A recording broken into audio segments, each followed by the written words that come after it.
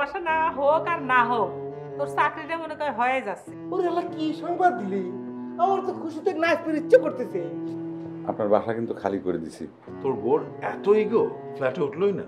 আমি শিওর আমাকে স্যারের মতো তার চরিত্র মেলার সমস্যা রয়েছে। কথা বলার মাত্রা কিন্তু তুমি একদম ছাড়িয়ে যাচ্ছ। তুমি যদি ওর সাথে রিলেশন কন্টিনিউ করতে চাও তাহলে আমাকে জানিয়ে দাও সরাসরি। ভদ্রমহিলা আপনার কাছে চিঠি দিয়ে গেছে, কি এগুনে? সারা তো বোকা দারোয়ান রাখছে কেন? হ্যাঁ, ওই ব্যাটা কি ভাবছে আমি তোমাকে প্রেমের চিঠি দিতে গেছি?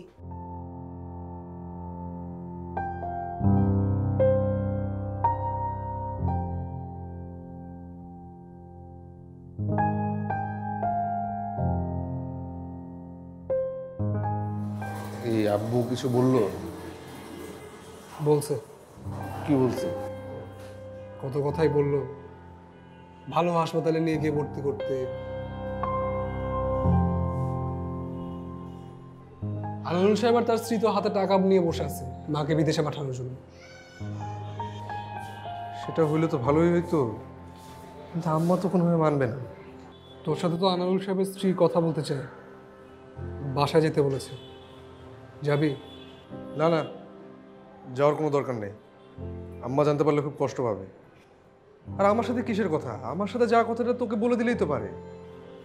আমি সবার চোখে বেয়াদব ছেলে, সেই জন্য মনে হয় তোর সাথে কথা বলতে চাই। আমি কি করবো, আমার তো কিছুই মাথায় ঢোকে না রে। ডাক্তার যদি আসলেই বলে যে আম্মাকে নিয়ে বিদেশে যাইতে হবে, তখন কি দিয়ে কি করবো? আমারও তো সেই চিন্তায় উপায়। সত্যি কথা বলতে কি, আমি আম্মার জন্য সব ধরনের আপোষ করতে রাজি আছি, কিন্তু আম্মা নিজেই তো রাজি হবে না। মাঝে মধ্যে কি মনে হয় জানিস, লটারিতে একসাথে অনেক টাকা পেয়ে গেলে। আচ্ছা, আমরা যদি আম্মাকে বলি আমরা লটারিতে অনেক টাকা জিতছি, তাইলে? তুই না এখনো পোলাপানি আছিস সেই উপায়। মাকে লটারি জেতার কথা বলবি আর মা তোর কথা বিশ্বাস করবে, তাই না?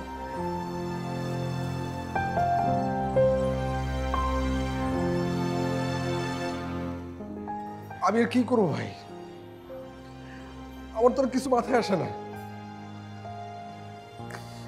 আম্মাকে তো বাঁচাইতে হবে। আম্মা না, এই কথা চিন্তা করলে তোমার দম বন্ধ হয়ে আসে রে ভাই।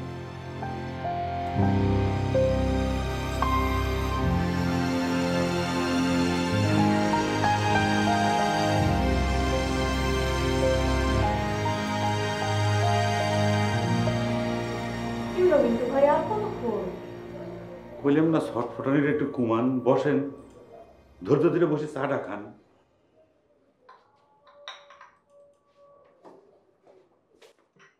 কি ব্যাপার হিমেল ভাই, কি হয়েছে আপনার? হ্যাঁ হেমা, এ তো মানে লালচে দাগ হয়ে গেছে, মানে হুন্ডা অ্যাক্সিডেন্ট নাকি? কিছু মনে জানেন না? আমি খাওয়া করে জানবো, কি করছেন? না জানার দরকার নাই। নরিন কই? তোমার স্যারের রুমে? হিমেল ভাই আপনি বসেন, চা খান, আমি স্যারের খবর দিচ্ছি। আচ্ছা, কোনো খবর দিতে হইব না, কিছু নিয়ে আসি নাই। না না, সেজন্য চেক করে দেখতে পারো তুমি। সেজন্য না কইলাম তো, আপনি বসে চা খান, রেস্ট নেন, আমি স্যারের কাছে করছি। বুঝুন তো, আমরা বসের চাকরি করি। বসেন। ঠিক আছে, তোমার বস্ত্র যে বলো। আচ্ছা, করছি।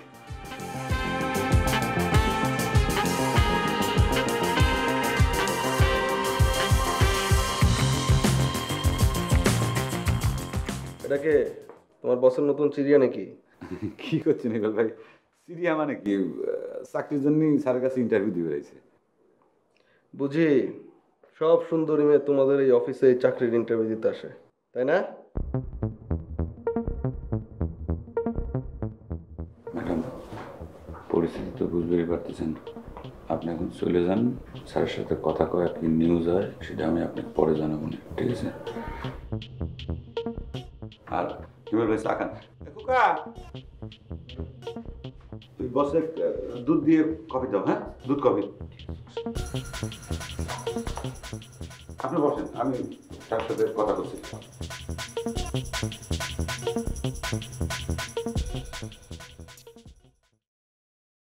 সশক্তি আরো ফাইলটা দেন।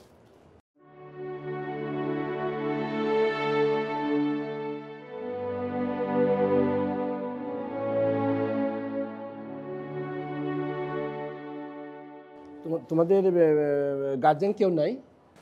সমস্যা নেই, আপনি আমার কাছে বলতে পারেন। না, বড় কেউ থাকলে ভালো হতো। আপনারা কি খারাপ কিছু ধারণা করছেন? না না, ভালো মন্দ এখনো কিছু বলা যাচ্ছে না। না, তোমরা ছোট মানুষ, রুগীর সিরিয়াস ব্যাপার নিয়ে তোমাদের সঙ্গে কথা বলা ঠিক না। কি করবো বলেন ডাক্তার সাহেব, আসলে আমরা দুই ভাই ছাড়া আমাদের মায়ের আর কেউ নাই। ওকে, ঠিক আছে, আরও কিছু রিপোর্ট আসুক, টেনশন করে না, দেখি কি করা যায়।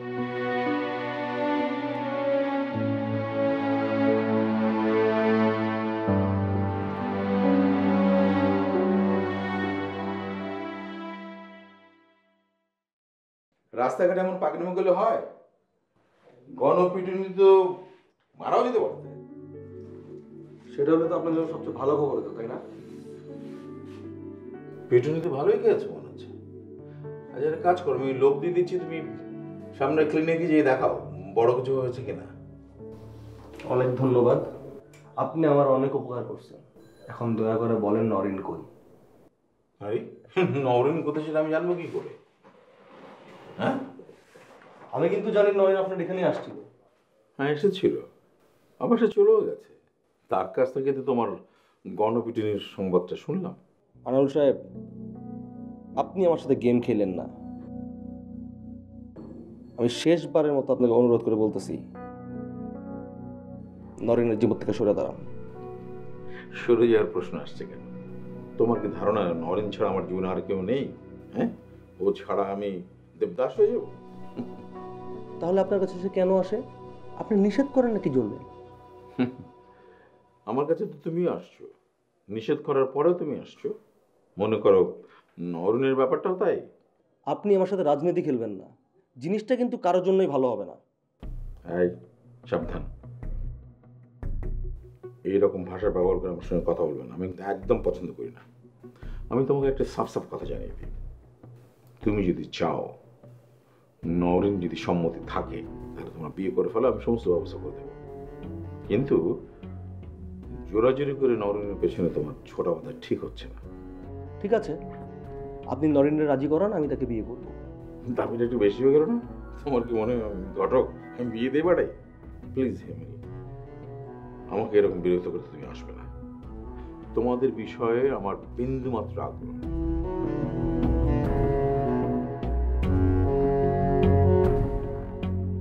আমি ভালো হতে চাইছিলাম, বুঝছি আপনারা দুজন আমার ভালো হতে দিবেন না। যা করার আমারই করতে হবে। হ্যাঁ বল, থাক আসতেছি।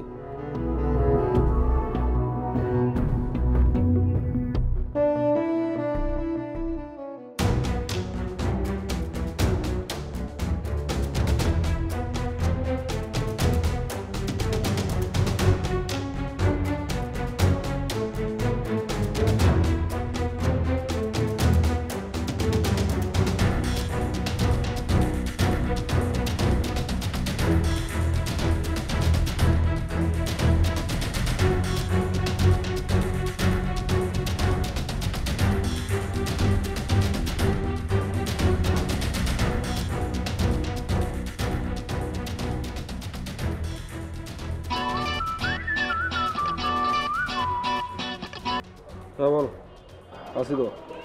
কই তুই?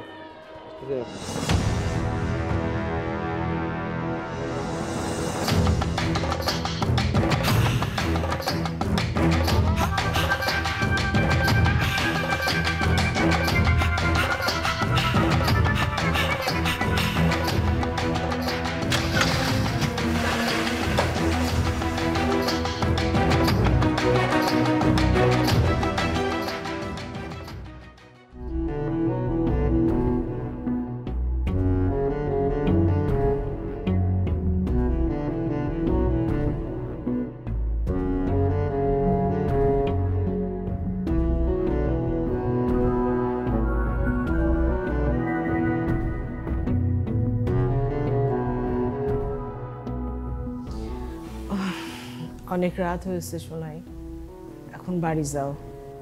সারাদিনে অনেক পরিশ্রম গেছে তোমার, যাও বাবা। রেস্ট খালি তোমার বড় ছেলেরই হয় নাই, আমি তো সারাদিন রেস্ট করছি। না আব্বা, তুমিও সারাদিনে একটু রেস্ট করোনি, কিন্তু ওকে তো অনেক দূরে যেতে হবে, তাই বলছি।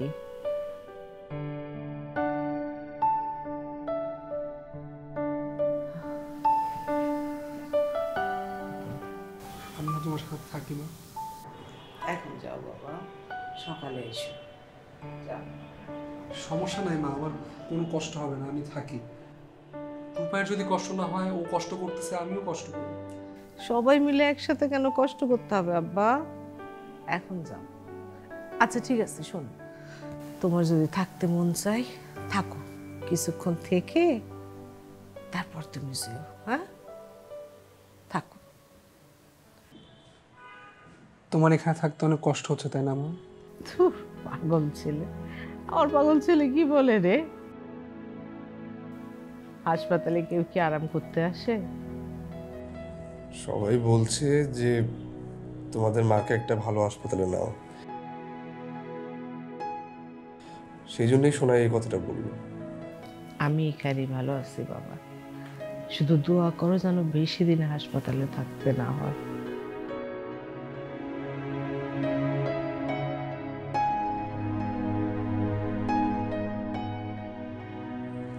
মা, তোমাকে একটা কথা বলি। বলো। তুমি কিন্তু রাগ করতে পারবে না মা।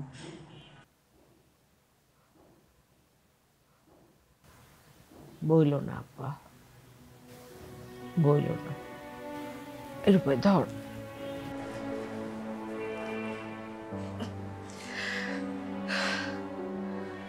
তুমি আমার কি বলবো আমি তা জানি আব্বা। আমার যদি চিকিৎসা নাও হয়, আমি যদি মরেও যাই, তবু এমন কিছু বইলো না যা শুনলে আমি মরার আগে মরে যাই। বললো না আব্বা। তুমি না আমার লক্ষ্মী আব্বা, মন খারাপ করো না।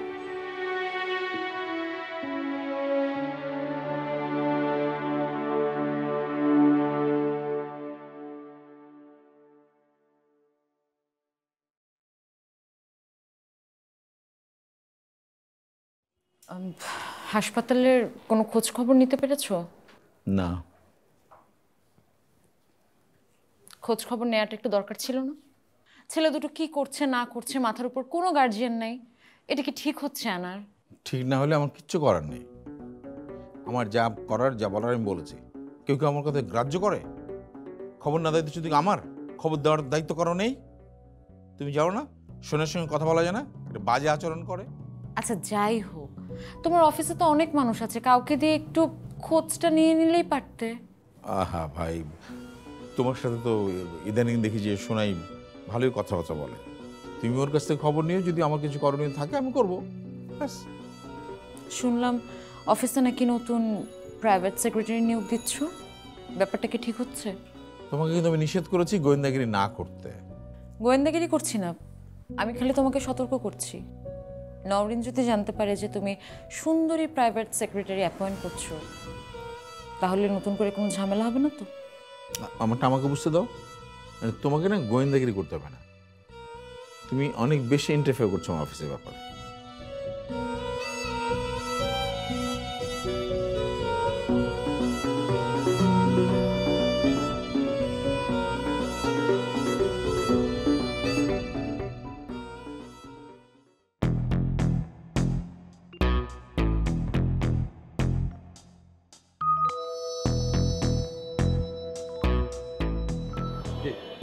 তুমি নাকি আমার গেটের ডিউটি দেওয়ার নির্দেশ জারি করেছো, কথাটা কি ঠিক?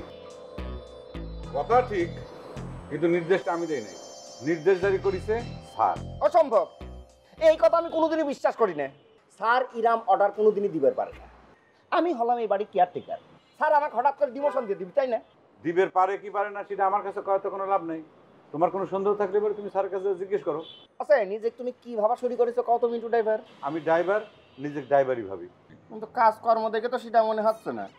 হ্যাঁ, সুন্দরী মেয়েরা আজকাল চিঠি নিয়ে আসতেছে, গোপনে গোপনে প্রেম ভালোবাসা তো ভালোই চলতেছে, তাই না? কি করবো রে ভাই, চেহারা আমার সুন্দর, ফর্সা, হ্যান্ডসাম, তোমার মতো কাইলে না, সেই জন্য মেয়েরা চিঠিপত্র নিয়ে আসে। সর্বনাশ রে, হেভি হ্যান্ডসাম। তোমার লজ্জা করে না? এই বয়সে এসে অত বড় একটা জুয়েন সাল ঘরে রাখে প্রেম ভালোবাসা করে বেড়াচ্ছ, তাই না? বাটপাট তো বাটপাটের মতোই চিন্তা করবি, তাই না? তোর মাথায় তো অন্য কোনো বুদ্ধি আসবি না এছাড়া। ভাষা সংযত করে কথা কই মিন্টু ড্রাইভার। বাটপাট তো তুমি ধরা পড়ে এখন আমার বাটপাট কওয়া হচ্ছে, তাই না? এই কথা যদি আমি যে তোমার বোর কাছে না কইছি না। তাই নাকি? তুই আমার বোর কাছে কয়া দিবি, ঠিক আছে? কয়া দিয়ে দেখ কি হয়। এবার তো তোর সাথে মুখে আমি কোনো কথা কব না, সব কথা বই হাতে হাতে। ঘুষি মারিয়ে কম করে হলে তো 3টে দাঁত আমি সামনে থেকে ফালা দেবো, এবং বিনা পয়সায় 3 দাঁত আমার গদা উঠবি। আমার দাঁত ফেলানির আগে কথা কেন তোমার বউ জানার পরে তোমার দাঁতগুন রাখবেন কিনা সেটা হিসাব করে, বুঝছো? তাই না? না, ভাবিছিলাম আমি তোকে ছাড়িয়ে দেবো রে, কিন্তু তোকে তো ছাড়িয়ে দেওয়া যাবি না। তোর নামে প্রচুর পরিমাণ রিপোর্ট আমার কাছে জমা হয়েছে, এবং এই রিপোর্টগুলো আমি এক এক করে এখন প্রকাশ করবো। এই কাইলে এদিকে আবার কিন্তু বাজে কথা কথা। এ কথা কম, কথার বাজে আর ভালো কি বুঝিস তুই? কথা শুরুই করি নাই। এই তুই নাকি সকলের কাছে প্রচার করে বেড়াচ্ছু কাকলি ম্যাডাম নাকি তোকে ছেঁকা দিছে। সেই শোকে তুই স্যারের গাড়ির থেকে চুরি করে বাইর করে বোতল খুলে ঢোক মারিস। এই কথা আমি যদি স্যারের কানে দেই তাহলে পরে তোর চাকরি তো যাবি, তোর পিঠের ছাল 1 ইঞ্চিও থাকবি না। এই মিন্টু ভাই, কি করছ তুই? মিন্টু ভাই? হ্যাঁ, মিন্টু ড্রাইভারের থেকে মিন্টু ভাই হয়ে গেল। তুমি আমার বড় না? বড়। ব্যবস্থা করতেছি তুই খারাপ যা।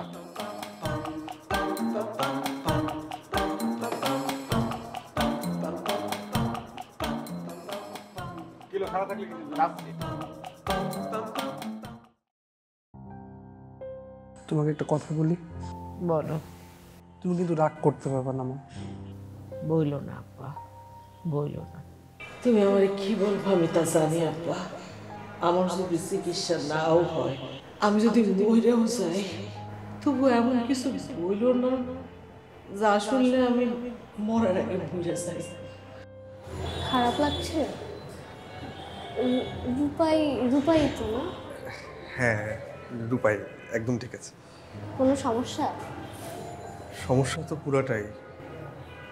কি করব, কি হবে, কিছুই ভাবতে পারছি না। মা কি ঘুমাচ্ছে? সোনাই বাসায় চলে গেল, রাজ্যের সব চিন্তা মাথায় এসে ভর করছে। আপনাদের কি বাবা নেই? সরি, পার্সোনাল কোয়েশ্চেন করে ফেললাম। আসলে সিনিয়র কাউকে দেখছি না তো। না সমস্যা নেই। আমার আব্বা আছে, কিন্তু মায়ের হাজবেন্ড নেই। বুঝতে পেরেছি, সরি। বারবার সরি সরি বলো না তো, খুব অস্বস্তি লাগে। ও এই দেখো, আমি আবার সরি আমি তুমি বলে ফেললাম। আপনিও কিন্তু সরি বলছেন, এখন কিন্তু আমারও অস্বস্তি লাগছে। তুমি করে বলাটাই বোধহয় সঠিক। আমরা তো সমবয়সী, তাই না? তোমার আপত্তি না থাকলে আমিও তোমাকে তুমি করে বলতে পারি। অনাপত্তি প্রদান করা হলো। তুমি আর সাথে ভালোই হলো, একা একা দমটা বন্ধ হয়ে যাচ্ছিল। আমারও কেবিনে খারাপ লাগছিল, তাই বেরিয়ে এসে দেখি তুমি। আচ্ছা তুমি তো সবসময় রাতে চলে যাও, আজকে এখনো এখানে? আজকে আমার কাজিনের একটু প্রবলেম হয়েছে তো, তাই মা এসেছে। আচ্ছা চা কফি কিছু খাবা? আচ্ছা দাঁড়াও, তুমি এখানে দাঁড়াও, আমি চা নিয়ে আসি আর চা খেতে খেতে গল্প করবো। আর তুমি আমার মার দিকে একটু খেয়াল রাখো, আমি আসছি।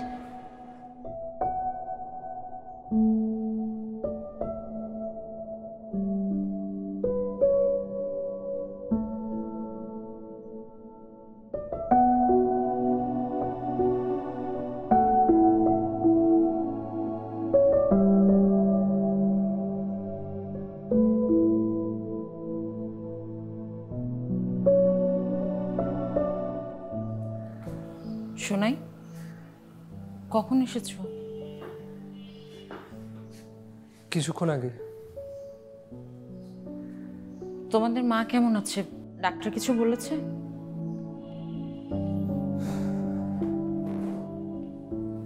হ্যাঁ, ডাক্তারের সঙ্গে কথা হয়েছে, কিন্তু সমস্যা হচ্ছে কি, ডাক্তার তো খোলাখুলি আমাদেরকে কিছু বলছে না। আমরা ছোট মানুষ, খালি গার্ডিয়ানের খোঁজ করে। রিপোর্টগুলো কি পাওয়া গেছে?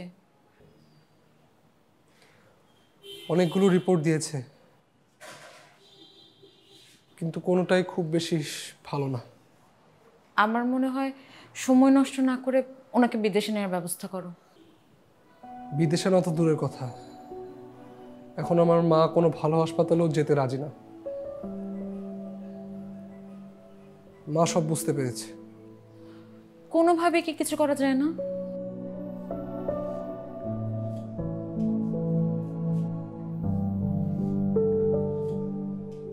আমি তো কোনো পথ দেখি না। আমার মা আমাকে বলে দিয়েছে এরকম কিছু করার আগে তাকে মরার আগে মেরে ফেলা। আমি আমার মায়ের জন্য সব ধরনের আপোষ করতে রাজি আছি,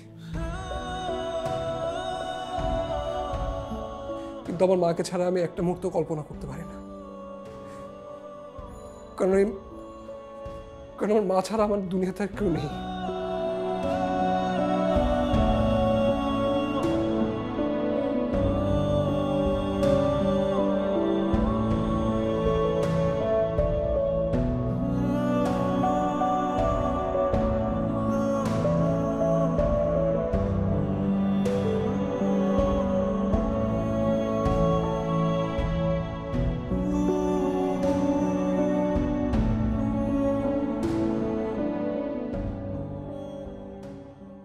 আমি কি তোমার বাড়ির কাজের বুয়া হয়ে সারা জীবন পার করে দিব? কি সব উল্টোপাল্টা কথা বলছিস? তুই কাজের বউ হতে যাবে কেন?